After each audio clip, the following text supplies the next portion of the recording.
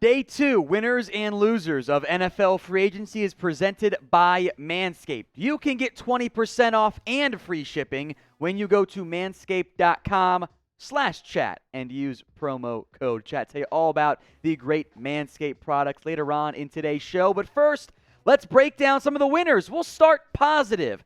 How about the Denver Broncos? And we're not really including the Russell Wilson trade as part of this, but I would like to make this point. Denver Broncos have had the best offseason of anybody at this point. In addition to Russell Wilson, they also landed Randy Gregory, which as near as I can tell was a Denver and Randy had agreed to a deal. Randy takes it back to the Cowboys, says, hey, would you match it? Cowboys say sure. Then they include language about voiding deals if he gets fined, not even just suspended, but fined by the NFL for substance abuse policy violations, which is all you can kind of get at this point for smoking weed. And Randy and his camp go, all right, we're out of here. We're done. And he goes back to Denver, just part of the absolute chaos so far. DJ Jones, another move I like in a big-time way, a 3-year, $30 million deal to go to the Denver Broncos to help solidify the interior of that pass rush. We saw what DJ Reader did for this organization, for the Bengals as a run-stopping kind of more nose tackle. I think DJ Jones can have a similar impact there. The Broncos, of course, have swapped out Teddy Bridgewater for Russell Wilson. It's a pretty massive win from that standpoint. I'll also make note that Denver brought back Josie Jewell on a 2-year, $11 million contract. $6 million guaranteed there. That starting linebacker money takes care of one of those linebacker needs. Only thing left is maybe another cornerback and maybe another right tackle. Not really. They do need a right tackle. Denver's in really good shape as part of the absolutely loaded AFC West. You lose Bridgewater, okay? With their moves, you're not going to get a comp pick for him as of this point, but it's okay. You've got a really good roster now built to win right now.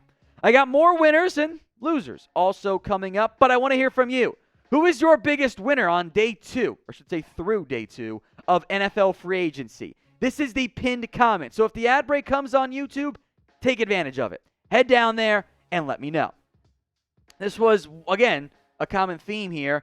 AFC West having themselves some success at that point. The Los Angeles Chargers, I love what they've done. First up, along with maybe Hassan Reddick, one of my favorite moves so far in all of NFL free agency. They went out and they got J.C. Jackson on a surprisingly good deal. Not that expensive. $82.5 million over 5 years. $40 million of that guaranteed. The Chargers defense is being built in the design of Brandon Staley, their head coach, and it's going to be good. Sebastian Joseph Day, a fantastic fit coming from the Rams to the Chargers. A fantastic pickup there. I like that move better than adding Austin Johnson, who gives them some added depth on the defensive line. They kept Chase Daniel. I just want to mention Chase Daniel as our finesse king, the ultimate player at being able to not actually do that much, but get the bag every single year. He's got like $30 million for like under 300 snaps. It's ridiculous how much money he's made there. But I adore what the Chargers have done. They cut Brian Bulaga, right tackle, their big area of focus at this point. That's fine with me. I mean, you might be able to draft somebody in round 1, or maybe you find somebody else out there on the open market. Lyle Collins, just throwing that one out there. Like we mentioned, today's show is powered by Manscaped. It is March Madness time here, especially if you focus on more than just the NFL.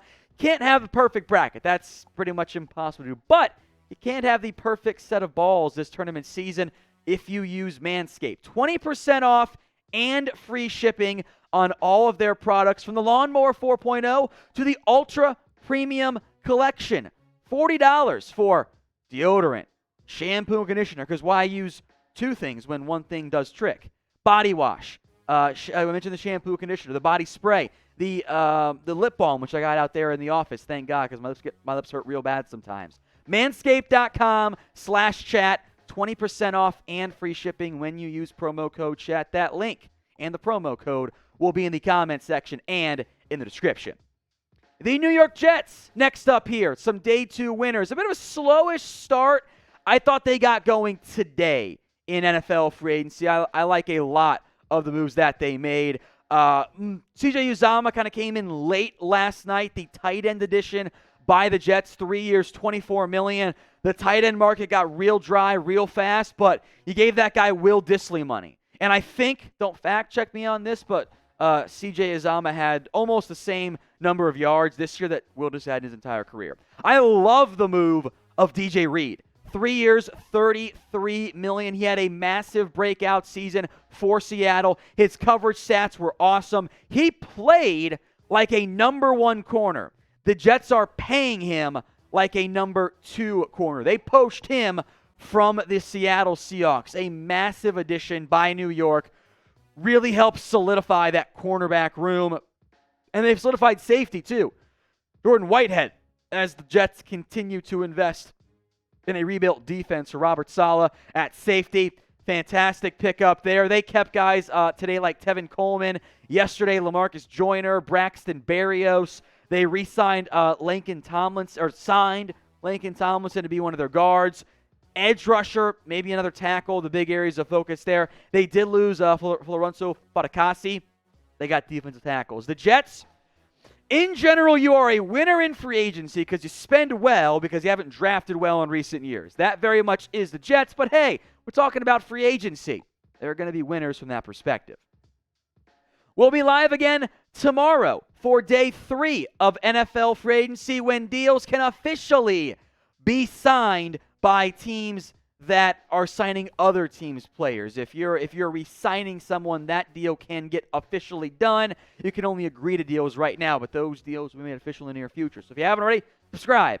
YouTube.com/chatsportstv. We'll be live again Wednesday, Thursday, and as long as needed till some of these other big-name free agents. They got Von Miller, Chandler Jones, Stephon Gilmore, etc. As we sit here filming this remain unsigned. They're going to make moves in the near future. Bad man Tom Brady just keeps getting away with it. And we talked yesterday about the Brady return, Ryan Jensen return, Carlton Davis as well. And look, they got Russell Gage too. This trade, though, does not make sense to me. We'll get to the Patriots side here in a minute.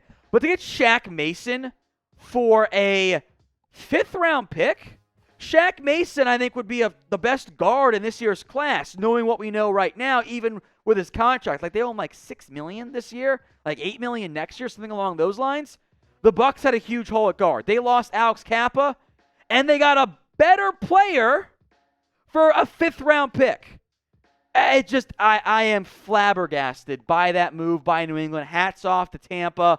They also brought over Russell Gage. We'll get to the Falcons side of this here in a little bit on the losers category. But 3 years, $30 million, $20 million guaranteed. Chris Godwin, Mike Evans, Russell Gage, and a bunch of young guys. They are going to throw it so much next year in Tampa. What I want you guys to do right now, before we get to the losers side of things, shout out your favorite team for me in the comments section and grade their offseason so far. Favorite team, then an A, B, C, D, or if you can go full homer if you want to.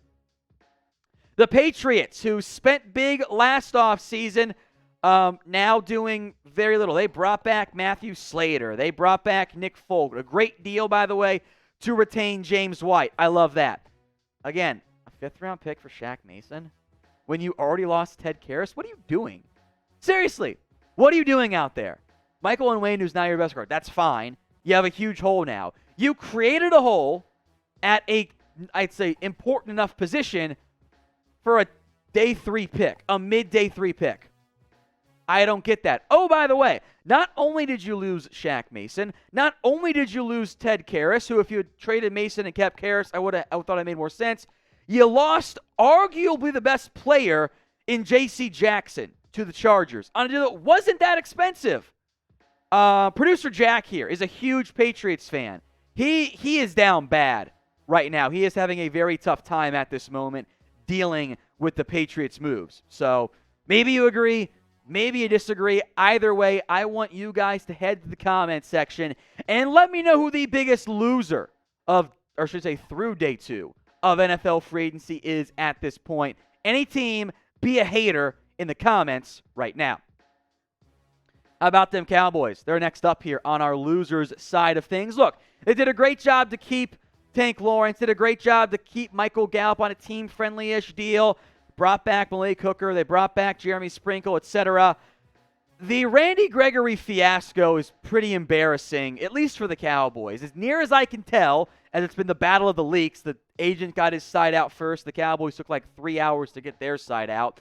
The Cowboys and Gregory had agreed to a deal. Gregory's agent told Dallas Morning News he was going back to Dallas. The Cowboys' own account, their own Twitter account, their own organization announced he was coming back. They then deleted the article in the tweet because, what else can you possibly do there?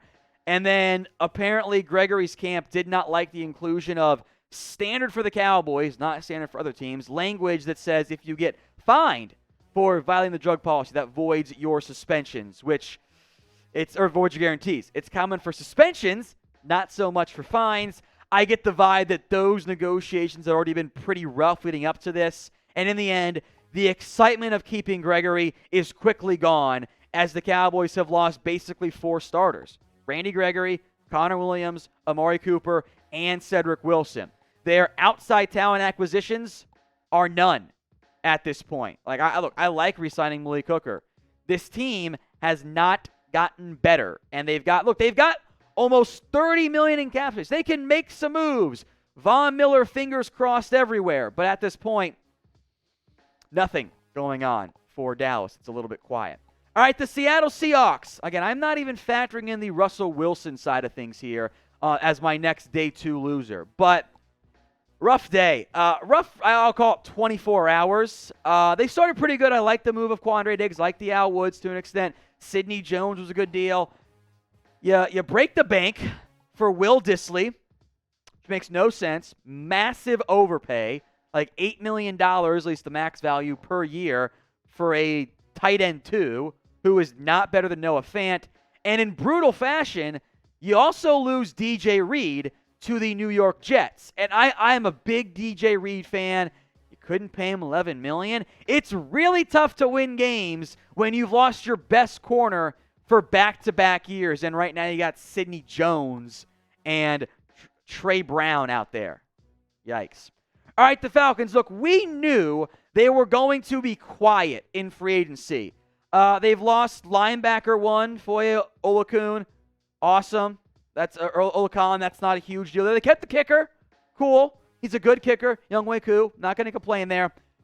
You lose Russell Gage. And you've got nothing now at wide receiver. Seriously, this team is decimated at the wide receiver position. They are so thin. Your number 1 guy, as I pull up their roster, is Olamide Zaccheaus, Frank Darby, Chad Hansen, Christian Trammell. I made up one of those names, and you have no idea which one it was. The Falcons have nothing. Say what, Sam? You're right. You figured out the name I made up there. They got nothing at the position. And look, did you want to pay Russell Gage $10 million? Maybe not. This all goes away if you trade for Deshaun Watson. But, Falcons, you got one good playmaker under contract. Because remember, Cordero Patterson's a free agent. Your only good player right now at receiver, tight end, running back is Kyle Pitts. That is it. So Patriots, Cowboys, Seahawks, and Falcons are my losers. My winners from day 2, Denver, Chargers, Jets, and Bucks. If I didn't mention your team, just pretend you're a winner so you can feel better about yourself. I did not put the Jacksonville Jags on there. Feel like I've bodied them enough over the past 24 hours. So those are my winners. Those are my losers. And make sure you guys are subscribed. We will be back again tomorrow on Wednesday, or depending on when you're watching this, later today. Just depending on when you guys click that notification. We'll be live for day 3 of free agency, as there will be more major moves coming around the NFL.